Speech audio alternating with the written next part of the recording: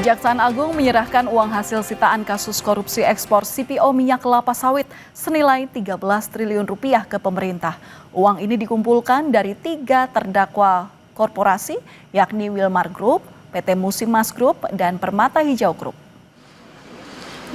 Uang hasil sitaan ini diserahkan Kejaksaan Agung di hadapan Presiden Prabowo Subianto di Gedung Utama Kejagung pada Senin siang. Kejagung secara simbolis menyerahkan 2,4 triliun rupiah diantaranya dari total 13,2 triliun rupiah kepada pemerintah.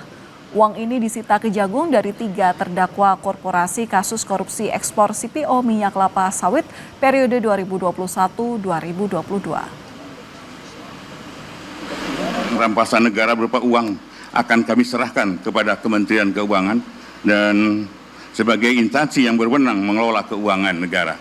Dan kemarin kami telah melakukan eksekusinya, tinggal kami secara hari ini akan kami serahkan keseluruhan. Ini jumlahnya ini 13 triliun 255, tetapi tidak mungkin kami hadirkan di sini semua. Kalau 13 triliun akan kami mungkin tempatnya yang tidak memungkinkan. Jadi ini sekitar 2,4 triliun. Bahwa Kejaksaan telah melakukan suatu penuntutan kepada grup korporasi yaitu Wilmar Group dan Musimas Group serta Permata Hijau Group. Total kerugian perekonomian negara itu 17 triliun.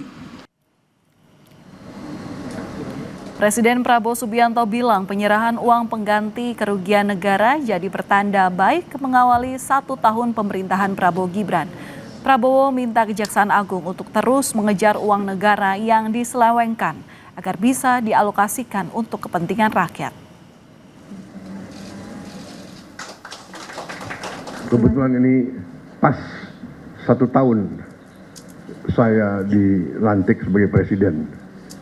Jadi saya merasa ini istilahnya tanda-tanda baik. Di hari 1 tahun saya menyaksikan pemerintah Indonesia, Kejaksaan sebagai bagian dari pemerintah Indonesia memperlihatkan dan membuktikan kepada rakyat kerja keras, kerja yang gigih, yang berani, sehingga bisa membantu negara, menyelamatkan kekayaan. Ingat, kalau kita lihat ini sama dengan 8.000 sekolah kita perbaiki. 5 juta nelayan bisa hidup.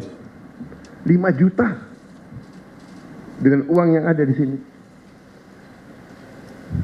Saya ini greget, saya ingin kalau bisa kita kejar lagi itu ya, kekayaan yang diselewengkan.